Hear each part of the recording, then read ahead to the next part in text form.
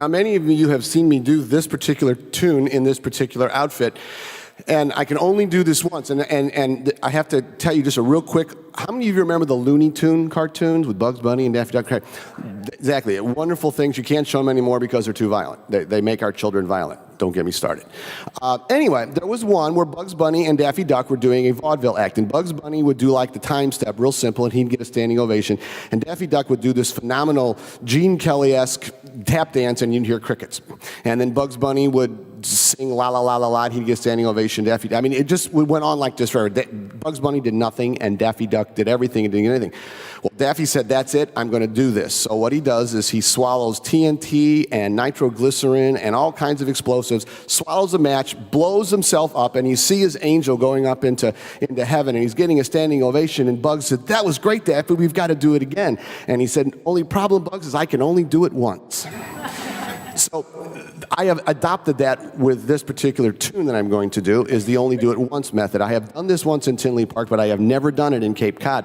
Now, I invented my own style of ragtime piano. It's brand new. It's a combination of stride piano, which was similar to that last one, and ragtime piano, and I call it strag.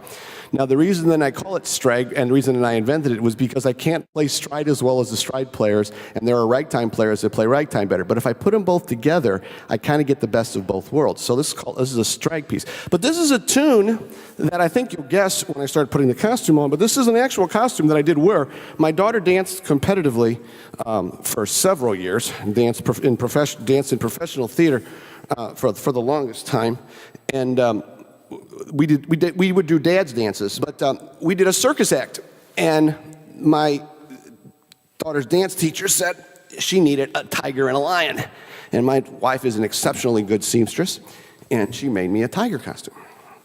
So I'm thinking, this is a terrible waste to waste this beautiful costume, and the bling is because we always had a bling at my daughter's dance studio. It was a terrible thing to waste, and when I started doing this tune, I decided that this would be a wonderful thing to do.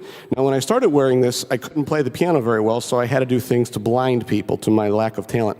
So this is what I chose. I think you'll understand this piece. This will be my last piece. But this is the Tiger Rag, a tune written in New Orleans by the original Dixieland Jazz Band, recorded by Jelly Roll Martin and whatever.